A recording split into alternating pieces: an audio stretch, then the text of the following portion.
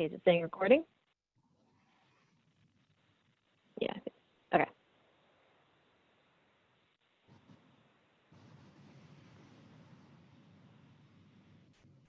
Okay, welcome everybody to Women in Research Ireland's September online event. I am Dr. Susan Fetics, and I'm co-director and co-founder of Women in Research Ireland, and otherwise we're called WIRI. Today we will have an informative and honest panel discussion exploring various aspects of your career and your life with a PhD. But before I introduce today's panelists, I want to introduce my fellow members of WIRI who are present. So we have Dr. Joanne Kenny, who is my fellow co-director. Hello. And then Martha Goldman, who is treasurer and also co-founder. And we have Dr. Kathy Corcoran, who is a committee member. Hi, folks. Also, we'd like to thank the Royal Society of Chemistry, Inclusion, and Diversity Fund for their support over the past couple of years for this Seen and Heard seminar series. And also, we are encouraging live tweeting for this event. So please use the hashtags WIRI, W-I-R-I, or PhD Life. And also, we are streaming this live over Facebook. The event is being recorded, and it will be put on our YouTube page later. So first, a brief introduction.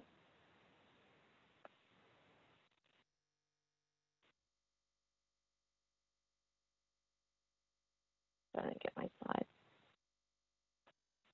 There we go. First, a brief introduction for Women in Research Ireland.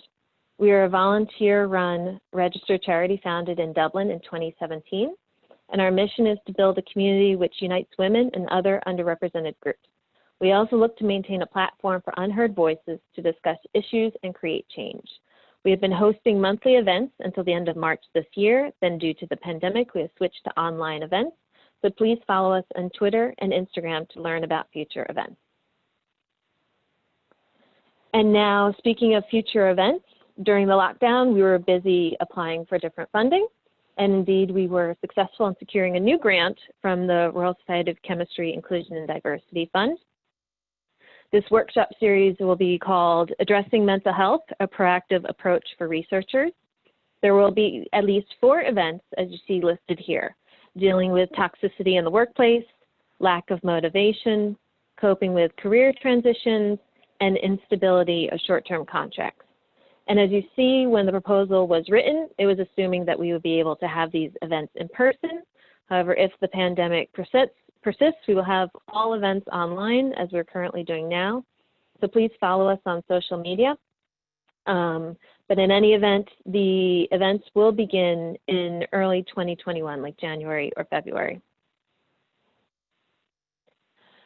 So now, related to the mental health workshop is today's topic, which is a career with a PhD. So let's begin with some of the benefits of having a PhD diploma. As we know, the work can be very intellectually stimulating as you become an expert doing unique work. There is an opportunity to travel as much as you like. You meet people with same career interests while using your creativity in ways only academia allows. And it can be great for your CV when you obtain your own funding, and also you can gain invaluable teaching experience. And the primary benefit in academia for your CV especially is publications. But as it's primarily a taxpayer's money that supports government-funded grants for academic research, it's also important to be aware of some of the circumstances that are occurring. So last year, jointly, Marie Curie Alumni Association and Eurodoc, which is the European Council of Doctoral Candidates and Junior Researchers, put out a declaration to navigate out of the short-term, unstable contract model that we see today and offer long-term positions for researchers. And then we also see that PhD students now in the time of COVID are being asked to do more work with no hint of wage increases. And also, since we need to be realistic of the cost this degree can have on people's lives,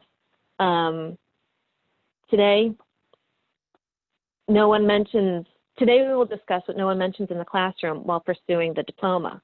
For example, in March at the Marie Curie General Assembly in Croatia, on the agenda was a session entitled Structural Violence and Harassment Within the Scientific Environment, but unfortunately due to the pandemic, the assembly was canceled, but as we see, the negative aspects are no longer being silenced.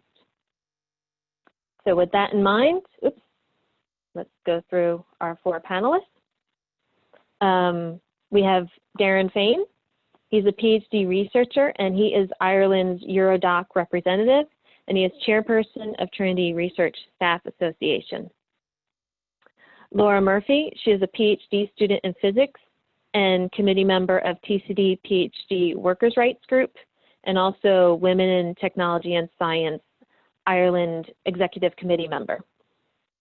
Vivian Rath is a PhD researcher, School of Education. He's the Irish Human Rights and Equality Commission's Disability Advisory Committee member, and he is convener of TCD Staff and PhD Disability Forum. And Sarah Hughes is has an MS, MSc degree, and she is Student Mental Health Program Manager and connected with the Union of Students Ireland. So now the idea is to take each of the topics where we have choices, limitations, struggles, and solutions. We will go through each of the topics one by one. So first, choices. To start, why choose to obtain a PhD? In the sciences, the salary is barely enough to eat and pay for housing. Are we being sold that it is a vocation and we should sacrifice our lives to the max to achieve our highest academic self in our field? And as Laura is presently in the trenches working through her degree, and even more extreme during the pandemic as Vivian is, let's start with your thoughts. So Laura?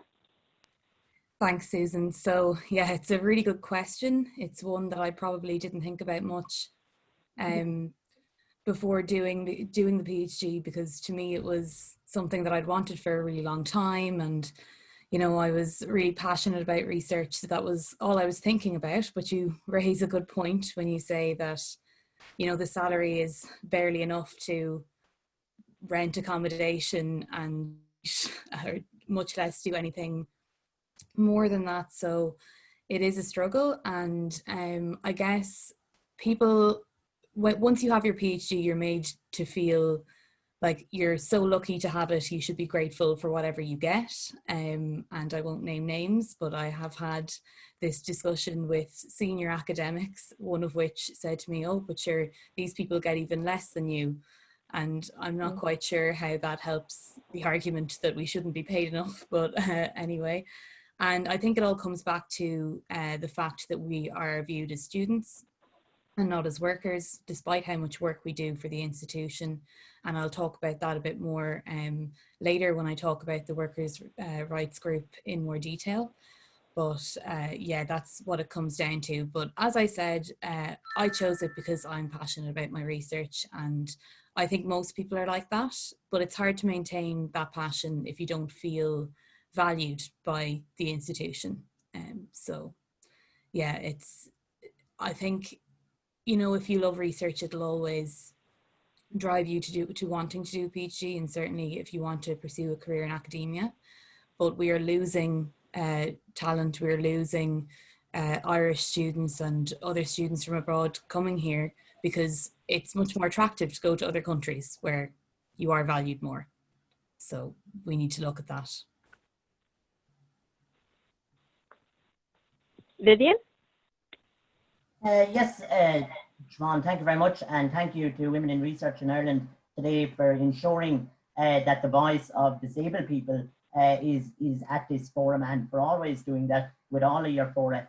It's something that doesn't happen very often, I'm afraid, and that I'm really pleased to be here today. I wanted to do my research since I was in my undergraduate. I actually did an undergraduate in pharmacology, and it was through my own college experience and viewing the experiences of others who were in college with me that I wanted to do some research on the social engagement experiences of disabled students in higher education. But to follow on from the points made from Laura, Unfortunately, the area of the social sciences doesn't receive the level of funding, and that's generally the case. However, there are some extra barriers that disabled students face. For instance, my PhD is almost completely self-funded, and that in many respects is due to the difficulties that I would have in accessing funding. And some of these barriers are maybe not quite obvious to the general population. For instance, that the amount of time it would take, energy and personal resources it takes to complete a funding application takes away from the time I have to give to my research. And you will say, well, that's the case for everybody. But unfortunately, I have some other barriers as well, like societal barriers in place, like maybe inaccessible transport, inaccessible lecture theatres, and maybe, for instance, my own disability, which might leave me with less energy. And so funding applications can be quite difficult for disabled people. Another area would be that funding applications like that are often very focused on having to do tutorial work, having to do lab work, having to go to conferences, having to support your school. And these are all extra work that you have to do that perhaps me in my experience would actually be off-putting. I would say, well, actually, you know, I'm just about able to do my PhD here, my PhD research. I can't take on to do all of those other things. So what I would be suggesting, and many people who have joined our new PhD staff disability group in Trinity, what they would be suggesting as well, that there should be, firstly, all processes, application processes should be disability checked, firstly, and proved. Secondly, I feel that there should be some very specific funds for disabled students who are willing and interested in taking on that PhD life and PhD research. And I think that would be really something very valuable that could easily be applied and would really support disabled students. And I'll just finish on this point, is that only 2.4% of postgraduate students are identified as having a disability. That number is believed to be far less for the PhD or postgraduate level. So I think funds like that would really support that. Yeah, great idea, thanks. Now on for another question regarding choices.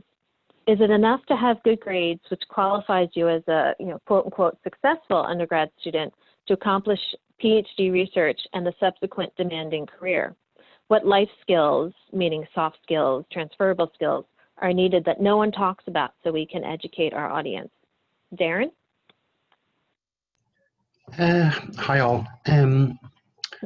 So, like, I don't view the PhD as the end in itself. It's the means to an end.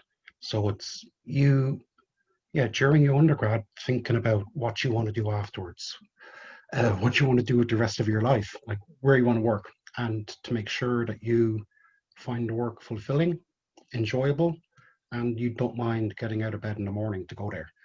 So when you are thinking about that, be it either postdoctoral research and staying in academia, or industrial research, or different job post PhD, there are certain skills and sort of things you can do while doing the PhD to improve your chance of achieving your goal. Always keep a few different goals in mind. Don't become overly focused on the industrial route over the academic route, or vice versa. So try and develop skills that complement either career pathway. Like quite recently, I did a course in project management, which is great for managing postdoctoral projects or undergraduate projects if you're supervising them. And likewise, industry quite like to see those skills in a candidate. Yeah, network as much as you can. Like it's soft, but it's useful. Be nice to people. Strange to say it, but it's a small world, especially if you go into research, and whether you go to industry or academia, yeah, you'll meet the same people again. So again, network, be nice, help people out, because then hopefully they'll help you out when you have a favor to ask. Have fun, enjoy it. It should be an enjoyable experience, and don't get too bogged down in the research project itself. It's very important, but do make time to get involved with WIRI or different organizations that give you a broader viewpoint of a PhD life and then life afterwards. And I would add to that definitely one of the skills you need to have for a PhD is self-motivation, because once you're in the atmosphere, you don't realize how much it's a culture of criticism in academia. So you need to be able to keep yourself going, because lots of times it can be day after day that things aren't working, or it has the appearance that things aren't working because you're not ready to publish yet, which takes years sometimes. So that's another aspect to consider. Sarah, is there something you'd like to add? Yeah, I mean, I definitely echo pretty much all of what Darren has said. I think, so when you look at, what we consider a successful undergrad, it would be good grades that you'd look at there. But when you talk about what does a successful postgrad look like, nobody really talks about, well, they got an A in that essay that they submitted. It's other things that we talk about. So things like their ability to network, to disseminate their research, and their ability to make connections with other people in their industry. And for me, there was a person once told me that completing a PhD is not really a test of your intelligence or your ability to do research. It's a test of your perseverance. And for me, being able to demonstrate that you have the resilience to see it through, and that you have the ability to reach out and seek help when things do get a bit tough, I think are kind of undervalued soft skills that I think are really important in order to go on and have a successful career. I think it's really important to kind of realize that, it's impossible to do a PhD on your own. That's why we have supervisors. That's why we have networking events and conferences and mentors. And that's why organizations like Women in Research have evolved, because coming together is part of what makes a successful PhD journey. I think for me, when we talk about, life skills, it's not just skills that you can apply to, your work or your career. It's, your life as a whole. So realizing that, whatever career you develop out of your PhD, that's not your whole life. So it's really important, I think, to develop skills that enable you to kind of identify when you're at risk of maybe compromising your health or your relationships or other areas of your life, and to be able to kind of know how to redress that balance when that happens. Yeah, so a lot of things to think about when you're choosing your PhD, and then even once you're in your PhD, how to proceed with your research, and then what to choose afterwards. So now let's move on to limitations, where, there we go. So now this question, during your PhD, what freedoms and independence do we have? Let's look at both positive and negative. Do we have freedom and independence as a postdoc? So for this, Laura, would you like to start? Yeah, sure. I mean, my initial reaction to this is that it's entirely supervisor dependent. So the best advice that I got before going for my PhD was, don't look at the project, look at the supervisor. Choose your PhD based on the supervisor, because that is really going to determine your experience, and I've been very lucky with mine. And I suppose the positives out of that then are, if you have a good relationship with your supervisor, then you can discuss with them what works for you, and you can work out the hours that work for you, or the way that you work, or the projects you want to work on. It's really important to have that good relationship there and to have them in your corner, because Unfortunately, there's no standardization across even schools within one institution. You know, the experience varies so much for PhDs in terms of what kind of workspace you're going to have and all these kind of things, what sort of how easy it will be for you to travel and that kind of thing. So you want your supervisor to support you in that way, but it can be really positive. You can, I mean, I've had a really good experience in that sense. And as you said earlier, when you're talking about the benefits, you know, you can meet brilliant people and you can travel to different places and collaborate with people all around the world. And, you know, so there's a lot of positives there, but it is very supervisor dependent. I suppose the negative side of that then is, again, if you unfortunately don't have a very supportive supervisor, or one maybe that is quite pressuring, then that can also really hurt your experience. But also, even with a supportive supervisor, there's a bit of an atmosphere in academia to work all these extra hours or work at weekends and that kind of thing. And it takes a lot of, you really have to carve your own timetable and decide what works for you. And it was what you said as well, Susan, about self-motivation is so important. And what Sarah was saying about perseverance, like these are the real skills that will see you through the 4 years.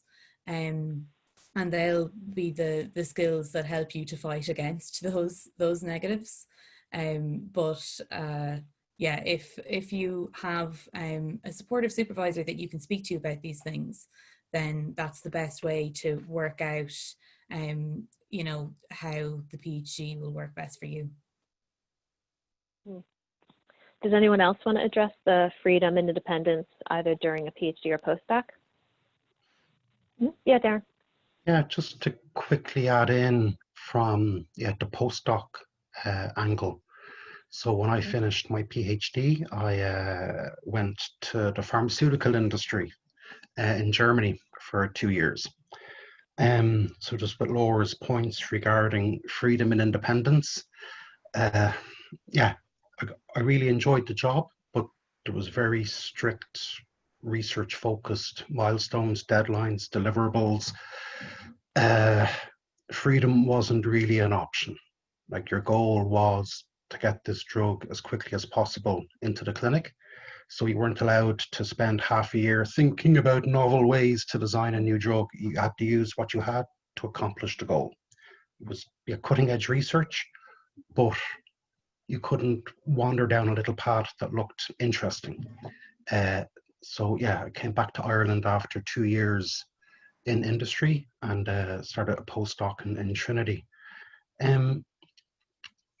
Yeah, and you are more open to pursuing interests that you have, but as Laura said, it's very dependent on your PI, on your supervisor, because more and more these days, a lot of the research funding is for a particular project. It's what's known as projectification.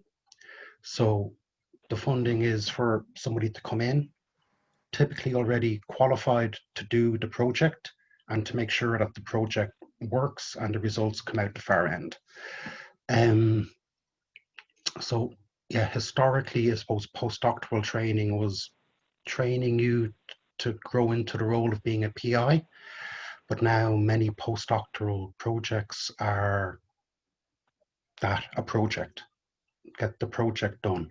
And you do learn along the way, but the emphasis, I think, from the funding bodies and even in some universities seems to have changed a little bit, which is worrying. So again, it's after your PhD, it's those types of discussions that you should have with your PI to be.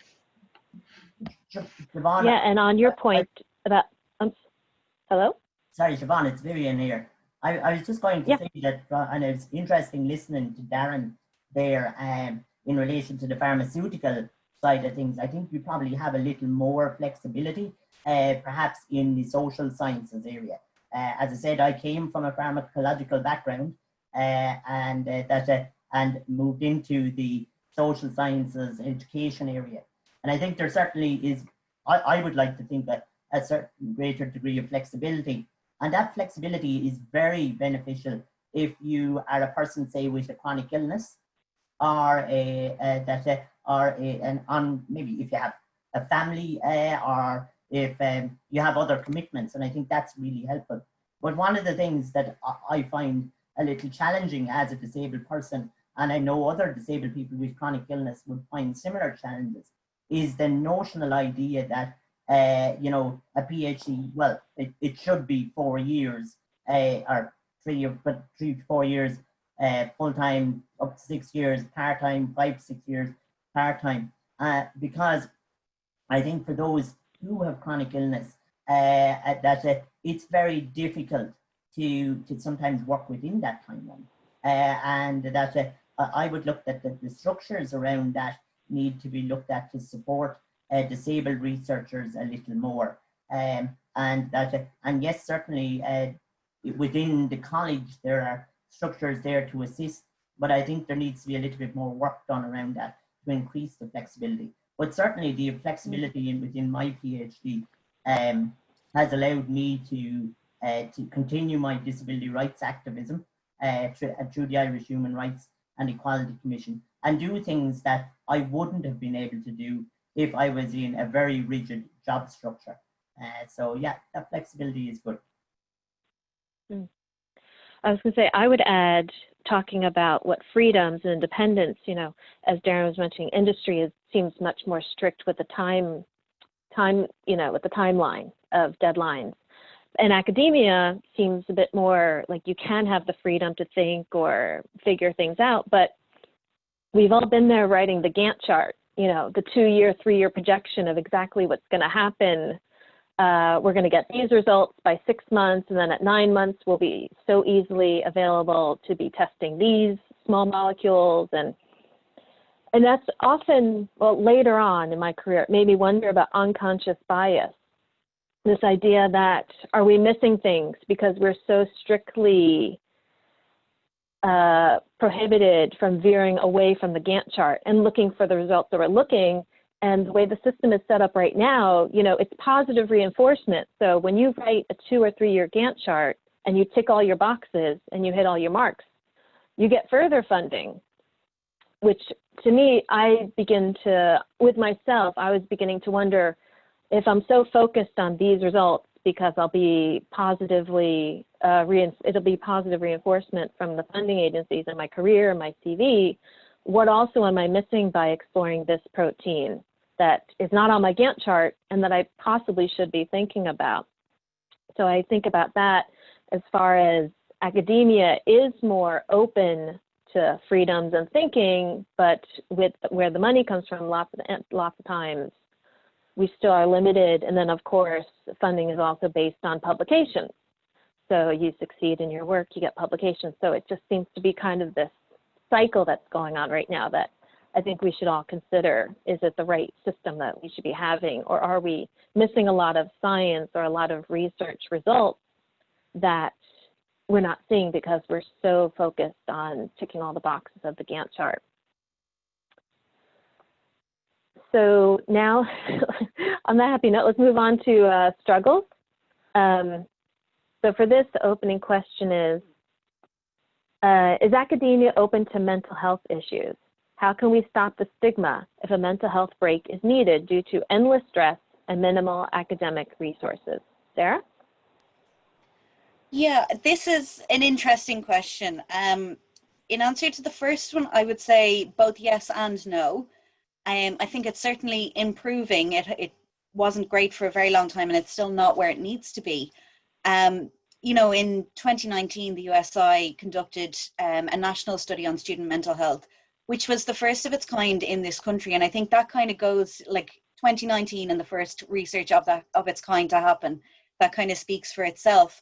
But I think, you know, we are seeing improvements. I mean, we recently had Minister Simon Harris announcing 5 million extra funding to go towards counselling services within higher education, which will, you know, greatly go towards resolving issues such as long waiting times. In terms of stopping the stigma, I think the first important thing to do is to talk about it more.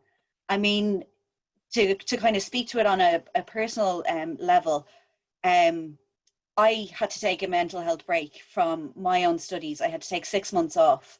And I will say, like, I research in mental health, I work in mental health. I wouldn't have thought stigma was something that I would have played into. But I did at the same time find myself kind of stopping for a moment when people asked me why was I taking a break from my research. So I can only imagine if it was that kind of difficult for me as somebody who's enmeshed in mental health in the way I am, it is quite difficult for people to say, well, actually, I need a break because my mental health isn't doing so well at the moment.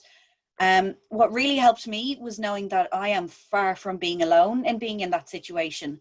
That report that I referenced there a minute ago found that 28.4% of students found that their mental health often had a negative impact on their ability to keep going with college. 38.4% were experiencing high anxiety levels, and 29% were experiencing high levels of depression. Now, that study was done across all levels of, from undergraduate up. But I do feel like the numbers aren't that different when we kind of isolate the kind of postgrad cohort. A big thing that we saw in that research was that a lot of people identified that they were having some level of distress or mental health issues, but they would say, my problems aren't enough to warrant getting help for them. And I think what's really key is breaking down that self-stigma. We're seeing in higher education now, there's a lot of discussion around mental health and how it's okay to not be okay and it's okay to ask for help. And definitely there is still a problem in when we ask for help, sometimes it's not there or you have to go on the end of a waiting list, which provides even further issues. But I do think there's a kind of a self-stigma that comes into it. Then people are fine talking about that on the general level. When it comes to talking about like my own mental health, it seems to still be a little bit difficult for people. So I think it's really important to kind of be able to identify like what's not normal for you. Doing a PhD is not meant to be easy. If it was, everybody would do it. But there's another extreme to that. Like, it shouldn't be impacting your life to the point where you're not sleeping anymore, you're not getting enjoyment out of things anymore. So I think if we can start to recognize when we've kind of tipped into these aren't normal experiences, it's not meant to be this difficult, or it's not meant to be making me feel this low all the time, that, that's when your problems are enough to seek help. And even to take that a step further, I would argue that we should be talking about, the problems that we're having, even when they get to that point of affecting our lives. We need to be talking about them before they get to that point, because we all have those problems. A lot of us have, trouble recruiting participants, or as Vivian was saying, getting funding. So if we can, share those problems either with our supervisors, with, fellow students, or with the various supports that are available in colleges, from peer supports to the student union to the counselling service. There are services out there. It can just be a little bit hard to find them and sometimes a little bit hard to access them. But I don't think that means that we should, not try and access them for fear somebody in more need than us is trying to access them. Yeah, I think to further that point, a key element for mental health, obviously, is having good friends around you, positive people, not negative or toxic people. And I know people have talked about a lot. It's very important to make friends and build a community outside of your work. I know it's like with a PhD, I traveled to North Carolina, was there for 6 years, and then I moved to Europe. So there can be a lot of mobility. And every time I move somewhere new, there is this having to build a new community of people, and you don't always know if the person is trustworthy or if they are genuinely a positive person, but that also can become a skill. And if you have people outside of your workplace that can help you talk about these things or just help you lift your mood, that also might help raise some awareness and some idea of like, oh, I'm having a really bad day. So I think definitely there's more conversation that needs to happen. That's why hopefully the workshop series that we have next year will involve this in the conversation, that of knowing when it's not okay, as you were saying. Yeah. So next question, let's move on. How open is academia to disabilities? Can we feel comfortable confiding in our boss or coworkers that we struggle, yet not worry that they will become biased, that we may fall behind what is expected of us? Vivian?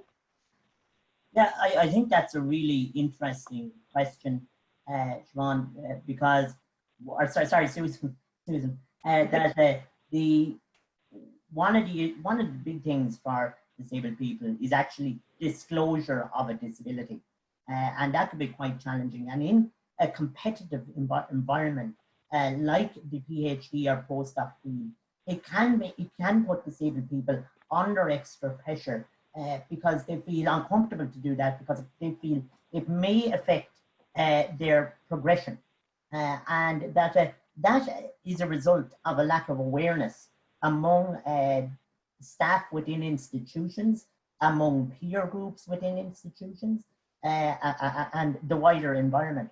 And so really what is critical is that there is a climate created within the department that facilitates that disclosure of a disability. And it leads into Sarah's point, which is that it's all very well encouraging people that, you need to talk more, or you need to disclose your disability more. But if you don't have the supports to back that up, well, then it's very difficult for people to do it. And I think, access without the correct supports is not opportunity. And so there is a lot of work to be done in that field. And one of the areas there I was just thinking about when you mentioned it is in relation to publishing. I think you mentioned it earlier on. And that aspect, that whole concept, that whole idea that's out there, publish or die. That's the story. And for a person who has a disability, or maybe a mental health issue, or that it can be quite challenging then to disclose that disability in that kind of environment. And for a person, say for instance, with a chronic illness, to try and work within that competitive environment, to keep publishing, yet you're struggling to manage your disability, to manage all the barriers such as inaccessible transport, inaccessible IT services, or maybe, for instance, we say the mental health counselling service is in a building that you can't get into. So you're struggling to deal with all of that. And on top of that, then, you're expected to be doing your research and publishing more, which basically puts increased pressure on the researcher. And so we really need to have a look at that, I think, and see what can be done. And I think there is a lot of work to increase awareness among departments on disability and, of course, mental health.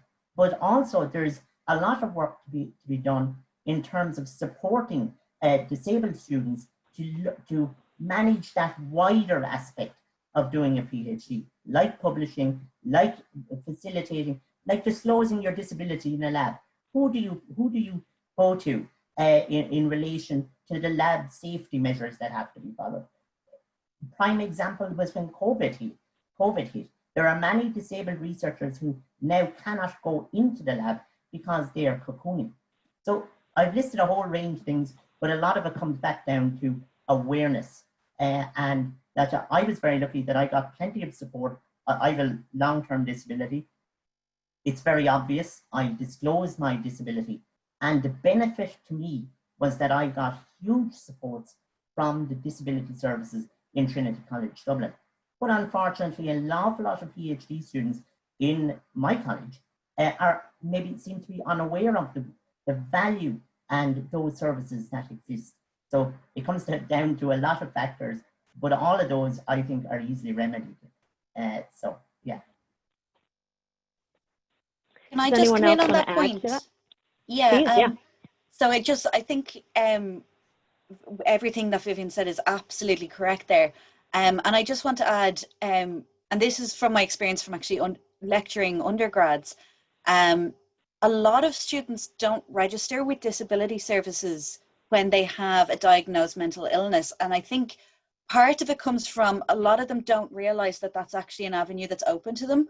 And then for others, there can be kind of a bit of a stigma around labeling, they don't want to disclose, all that kind of stuff, which is absolutely fine. I mean, it's up to each individual, but I do think it's important that people know that if they do have an official mental health diagnosis, that makes them eligible to register with disability services and avail of those extra supports. I know I've had conversations with some students where they're kind of like, oh, but sure, what supports would I get? Like, how would it really help me? And the answer I've always given to them is, well, you don't know until you see what supports are available. And that would always be my advice to any student, no matter what their struggle is. Like, seek support from every avenue that might be available, even if that means, you know, contacting multiple different departments. You know, those departments are there to support you, so please do reach out to them.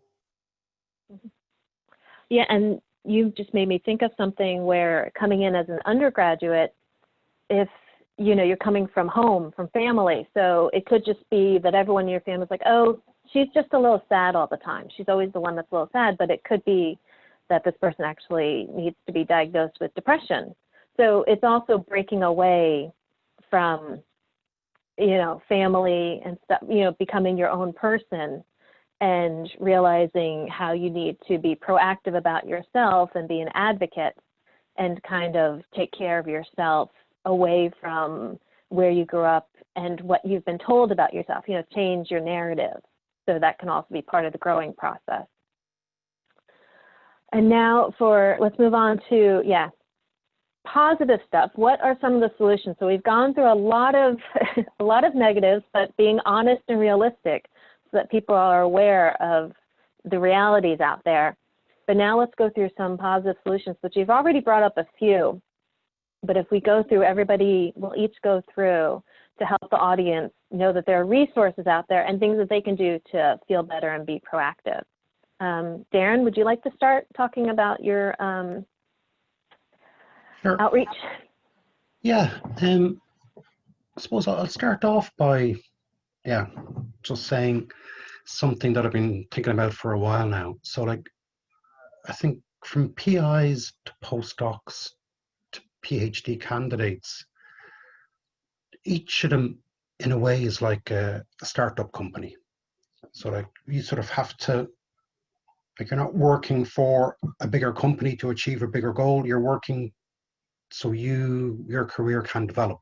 So you have to think about, what can I do to help my career move forward, be it the financing, be it the skills, be it the networking, be it marketing.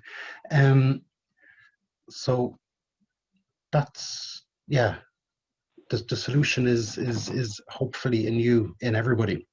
But there are, and I know doing a PhD and then doing a postdoc can be quite for many people, an isolating experience. You think you're on your own, you think these problems are unique to me, and you're trying to reinvent the wheel where solutions to whatever you might be experiencing is already out there.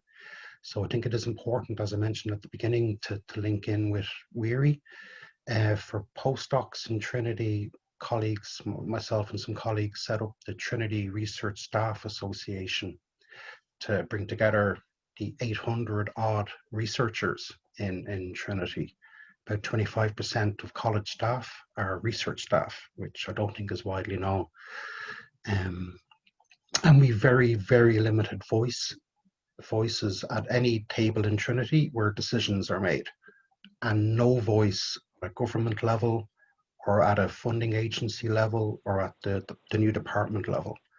But some colleagues and I set up the Irish Research Staff Association, so with UCD, UCC, NUIG, RCSI, TU Dublin are just joining as we speak, I think, and a few other HEIs. And we met with Minister Simon Harris a couple of weeks ago now to talk about different solutions to researcher careers in Ireland, to really explain to them the problems. And then, we're going to have a few more meetings, I hope, soon, and nail down some solutions that will affect both postdoctoral researchers and the PhD candidates, a lot of which do then progress on to be the postdoctoral researchers. So I think there's a lot that both categories of research staff can do to help each other and work together. Mm-hmm. Yeah, and obviously it's important to follow them on social media, the TRSA, and see, so that people can be aware of what's going on and if there's ever any opportunity to get involved and get their voices heard as part of it. Laura, if you can talk about the PhD workers' rights and WITS. Yeah, thank you for giving me the opportunity to talk about it as well, because I think a lot more people need to hear about it and would be interested in it. So the workers' rights group in Trinity is relatively new, and it comes back to what I was saying about we're viewed as students when we should be viewed as workers, and this is the case in other countries. This is the case in some countries in the EU, and if we were viewed as workers and if we had workers' rights, then that would solve a lot of the issues that we're facing. For one, we would have a livable wage. It would also mean that we're entitled to adequate workspaces. We would know our rights around that. We would have proper contracts. We'd understand our hours. So it would just provide a lot of those protections as well. And the very poor state of the mental health of postgrad students and PhD students has been brought up. And that's the case partly because of how stressful the work itself is, and you know how much criticism you receive, and all that kind of thing, and all the perseverance you need to get through the research. But on top of that, it's severe financial stress.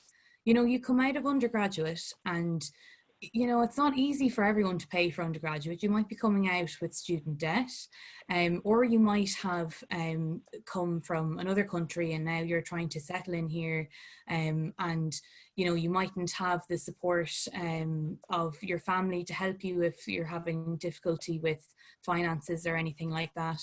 And the stipends at the moment, it's just not enough to afford to live in Dublin in particular, but frankly anywhere in the country, and it's not enough to survive on. So you just have all of this severe stress constantly for the duration of your PhD. And on top of that, you are told, oh, you should be grateful.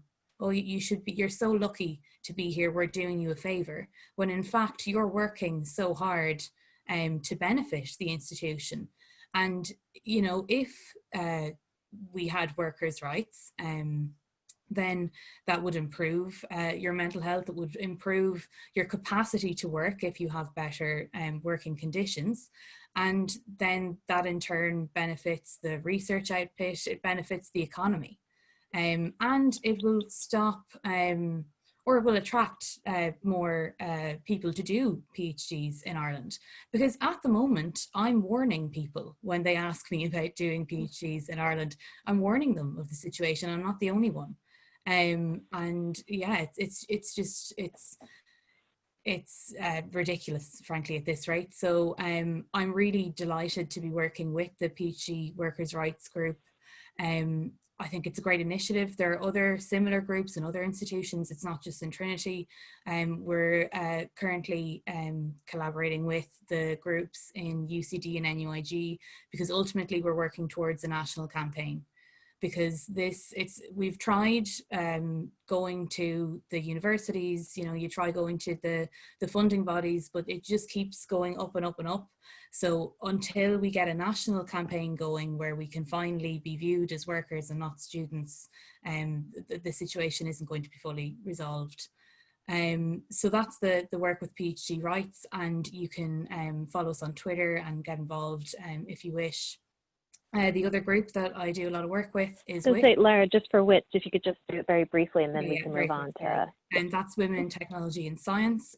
So there's huge issues with gender inequality in STEM in particular, although it is across all areas of academia. So WITS do a lot of work to advocate for women in STEM in terms of policy and connecting women in STEM, so like forming a network, a lot of the similar work that WIRI would do. And I found that very beneficial, and there's a lot more work to do in terms of giving women a sense of belonging in STEM, and fixing the leaky pipeline and all these things. So yeah, you can look us up on Twitter as well, or the website is witsireland.com. Mm-hmm. Okay, I was going to say for Sarah, we already went through, I'm sorry, we're running short on time. We could obviously talk about this for much longer than 1 hour, probably 1 hour each person. But Sarah, as far as solutions, you had already gone through something that I wasn't even aware of, that you can go and actually declare your disability and talk to somebody about it. So if we have time at the end, we'll give you more time to speak about that. But let's just move on for solutions. For Vivian, do you have anything else to say about disabilities? You know, the support systems or anything that can be helpful to our audience? Absolutely. I mean, as I mentioned, that I personally just 2 or 3 minutes. That's all, and then we have to jump on and get a question or two. Yes, there are a range of supports available for disabled students in higher education, and that they can be accessed through mostly your disability support services in the college. I'd agree with what Laura had to say in relation to workers' rights. Disabled people have far lower rates of employment than non-disabled people. And in actual fact, you know, if you want to talk about solutions, the higher education environment could be a great opportunity to transition to employment in higher education. But unfortunately, there's much work to be done around that. And that in many of the institutions, they are struggling to reach the new 6% quota. Some of them haven't even reached the earlier 3% quota for the employment of disabled people. So there are some areas around that. I would like to say again that in terms of awareness, there needs to be more awareness of this issue. And that, can I just notice one theme? One thing that I noticed between all of the people that have been on this panel is that all of them have been involved in either establishing a peer group in the area and contributing to the wider community of both the institution and the outsider, making huge contributions. And that's what I have found as well in relation to disabled staff and disabled PhD and disabled postdocs. And that's why we established the forum for staff, postdocs and PhD disabilities, because being able to talk to people who understand your experiences and can share theirs and work as a collective to make change happen is really important. And I think, again, just to highlight in the last point, access without support is not opportunity. So we need to do more on that. And then to finish off on solutions, one positive note I'd like to say personally, I was a Marie Curie Fellow at Trinity. And now as an alumni, the Marie Curie Alumni Association is really, really great. And in fact, last year they had 2 incredible workshops that really helped me, because I had just left my career in academia, and that's never usually on a good note because you always feel like you haven't done enough. And there was a workshop in Cambridge on an all-day workshop on mental health in academia, which was very helpful, that you're not alone and you feel like a failure. And then later on in September last year, there was a workshop in Austria called Coping with Failure. So it was a whole morning session of everyone just feeling good about ourselves because we could actually talk about what it meant to fail and what really is failure. And so if I can encourage people to do a Marie Curie fellowship, you get to travel, but then also their alumni association is amazing. So now I think we have time for just one question. 1 or 2 questions. Let's see, Joanne? Hi everyone. Thanks for a great discussion. We have a lot of questions. I know Sarah and Vivian have been answering some of them in real time, so that's great. I'll just pick out 1 or 2 here. So what is a good way to maintain good relations with your supervisors? Should it be formal or informal? I guess I might hop in here since I was talking about that a lot. I mean, it really depends on the group. I think what Darren was saying earlier about kind of building a network with people, you know, around you in your research group and that kind of thing, like trying to do little social things together and that kind of thing. It doesn't have to be just your supervisor. You can make those relationships with other PhD students and other postdocs. And I think in turn that strengthens your group. I mean, some people I realize might be in very small groups though as well, where they don't have shared PhD positions in the group. Sorry, I'm not wording that right, but you know what I mean. But yeah, you can make those networks with PhD students outside of that. In terms of your relationship with your supervisor directly, I would say the 2 things are to try to regularly speak to them, like just short updates if you can't have a meeting, and just be honest with them. Like, I mean, I have spoken openly to my supervisor about my mental health when I felt I needed to, or about when I felt the project wasn't going the way I wanted to, that kind of thing. I think that's the best way. And if you, unfortunately, when you are honest with your supervisor and they're not being very supportive, then find other people that you can lean on, and they are there. There are supports, and there are like-minded people who are going through the same thing.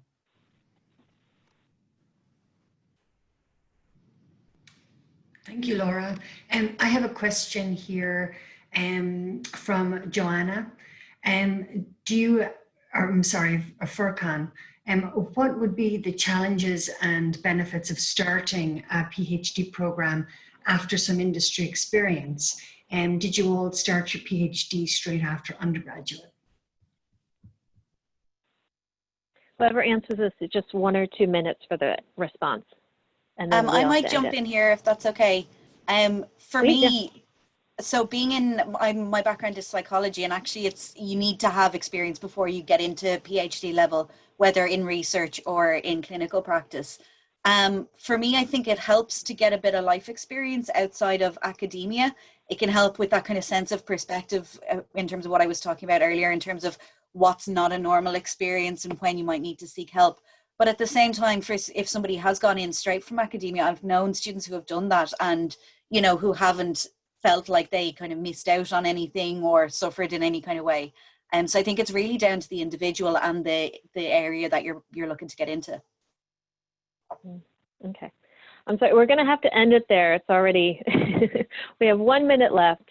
So I just wanted to thank the panelists again. Thank everyone for coming. I think we've enlightened the audience enough from what we've already known and from our experiences. And so, of course, we want to thank everyone for their questions, and thank you for attending. And please keep up with us on social media so that you can see the schedule of events that are coming up. So thanks to everyone for attending. Thanks.